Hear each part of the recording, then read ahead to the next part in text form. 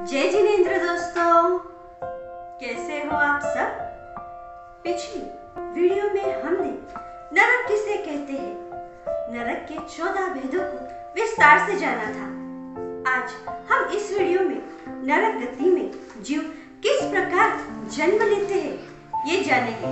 तो चलिए आज हम नरक गति के जीव किस प्रकार से जन्म लेते हैं और जन्म लेते समय उन्हें किस प्रकार की वेदना होती है ये जानने की कोशिश करते हैं। नरक में नारकी जीवों का जन्म। यूं तो नारकी जीवों का भी देवों के समान ही औपपातिक जन्म होता है, पर देवताओं का जन्म सुखपूर्वक अच्छे पुद्गलों का आहार कर उनका जन्म उपपात शैया पर होता है, और वही नारकियों का जन्म दुख पूर्वक अशुभ पुद्गलों का आहार कर कुंभियों में होता है। इन कुंभियों का मुख छोटा और पेट बड़ा होता है। नरक वास के दीवारों में बिल के आकार की योनिस्थल होता है, जिन्हें हम कुंभी कहते हैं।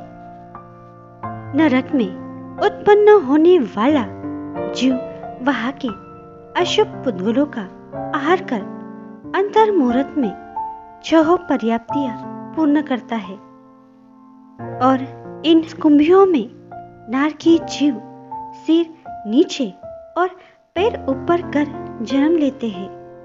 पूर्ण देहमान होने पर, यानी जब उनका पूर्ण शरीर बन जाता है, तब वे सक्रिय कुंभी में वे बुरी तरह से फंस जाते हैं, और ये कुंभियां तीखी धार वाली होने से उन नारकी जीवों को चारों ओर से चुभती है। नारकी जीव उस वेदना से तिलमिला उठता है। उस समय पहली 3 नारकी तक परमाधामी देव और बाकी की यानी चौथी नरक से आगे के नरक में पूर्व उत्पन्न नारकी जीव चिमटे या सांडसी से पकड़कर उन्हें खींच खींच कर निकालते हैं, जिससे उनके अंग के टुकड़े टुकड़े होकर निकलते हैं। इससे उन्हें असहनीय दर्द होता है, पर वे जीव मरते नहीं, क्योंकि उन्होंने जितनी आयु का बंध किया है उतनी आयु पूर्ण किए बिना वे नहीं मर सकते, और उनके शरीर के जो टुकड़े टुकड़े हुए होते हैं वे टुकड़े होने पर भी पारे की तरह पुनः मिल जाते हैं। इस तरह वे नारकी जीव उत्पत्ति के क्षण से ही घोर मरणांतिक वेदनाओं का अनुभव करते हैं। नारकी जीवों के उत्पत्ति के विषय में यूं तो और भी कई मान्यताएं हैं, जैसे तिलोय पनत्ती में नारकी जीवों का जन्म बिलों में कहा है। नारकी जीव बिल में उत्पन्न होते हैं और 6 पर्याप्ति पूर्ण कर आकस्मिक भय से युक्त होते हैं। फिर वे नारकी जीव भय से कांपते हुए बड़े कष्ट से चलना आरंभ करते हैं। उस समय वे 36 आयुधों के मध्य में गिरकर वहां से उछलते हैं। उस क्षण जिस प्रकार दुष्ट व्याघ्र मृग के बच्चे को देखकर उस पर टूट पड़ते हैं, वैसे ही पहले से ही नारकी में जन्म लिए हुए क्रूर नारकी उस नए नारकी को देखकर उस पर टूट पड़ते हैं। ये हुआ नारकी जीवों के बिलों में उत्पन्न होने का वर्णन। महापुराण में नारकी जीवों का जन्म मधुमक्खी के छत्ते के समान लटकते हुए बताया है। मधुमक्खियों के छत्ते के समान लटकते हुए घृणित स्थानों में नीचे की ओर मुख करके वे नारकीय जीव पैदा होते हैं। वे जीव अंतर मुहूर्त में ही पर्याप्तियां पूर्ण कर अपने शरीर की रचना पूर्ण कर लेते हैं। और जिस प्रकार वृक्ष के पत्ते नीचे गिरते हैं, उसी तरह नारकी जीवों के शरीर की रचना पूर्ण होने पर वे उत्पत्ति स्थल से जलती हुई अत्यंत दुस्सह नरक की भूमि पर गिर पड़ते हैं। वहां की भूमि पर अनेक तीक्ष्ण हथियार गड़े हुए रहते हैं।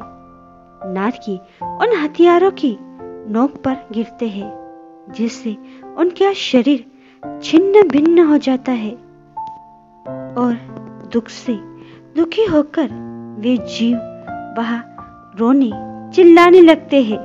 वहां की भूमि की असह्य गर्मी से संतप्त होकर व्याकुल हुआ नारकी गरम भांड में डाले हुए तिल के समान पहले तो उछलते हैं और फिर नीचे गिर पड़ते हैं।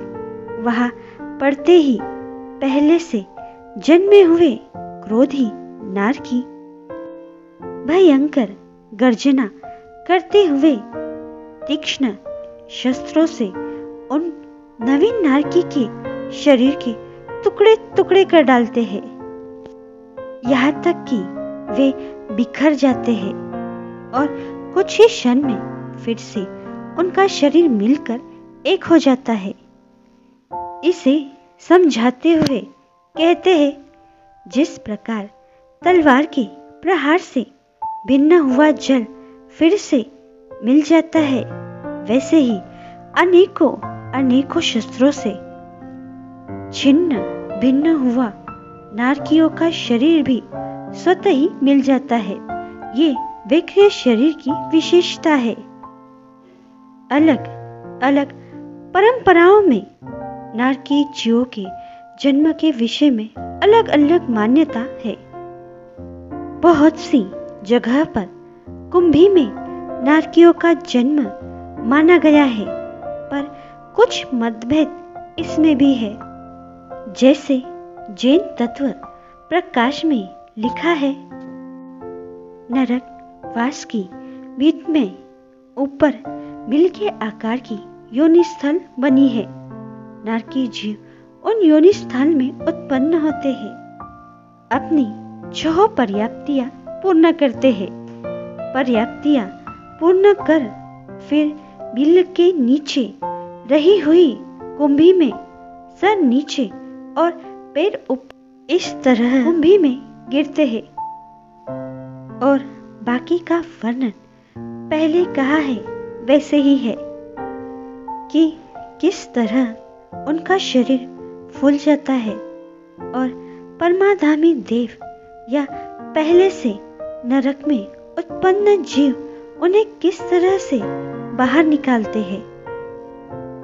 इसके अलावा जैन तत्व प्रकाश में कुछ आगमों का वर्णन करते हुए लिखा है, सूर्य गणांग सूत्र की 5वें अध्ययन में आता है, नारकी जीव सिर नीचा करके गिरते हैं।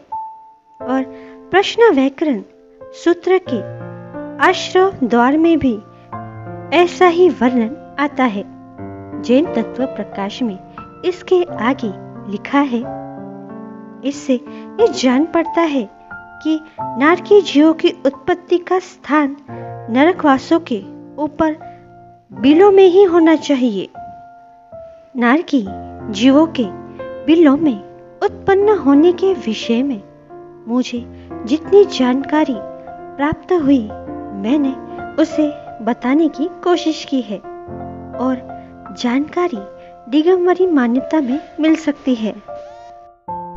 इस प्रकार अलग अलग परंपराओं में नारकी जीवों के जन्म के विषय में अलग अलग मान्यताएं हैं। जब मैंने एक महाराज शाह जी से पूछा कि आगमों में किसका वर्णन आता है। तब महाराज शाह जी ने कहा कि जैन स्थानकवासी परंपरा में किसी भी आगम में स्पष्ट रूप से नारकीय जीवों के जन्म के विषय में वर्णन नहीं मिलता। ये सारी बातें जो है वो आचार्य द्वारा कही गई है और जो परंपरा से हमें मिली है। स्थानकवासी परंपरा में नारकीय जीवों का जन्म कुंभियों में माना जाता है और कुछ परंपराओं में बिल में तो कुछ परंपरा में मधुमक्खी के छत्ते के समान लटकते हुए मानते हैं। इस प्रकार नारकीय जीवों के जन्म का वर्णन आता है। आशा है आप सभी को ये वर्णन पसंद आया होगा। जी आज्ञा विरुद्ध कुछ भी कहने में आया हो तो तस्मिच्छामि तुक्कडम्। आशा है आपको ये वीडियो पसंद आया होगा। वीडियो पसंद आए तो प्लीज इसे लाइक कीजिए, कमेंट कीजिए और दूसरों तक शेयर जरूर कीजिएगा और चैनल को सब्सक्राइब कीजिएगा।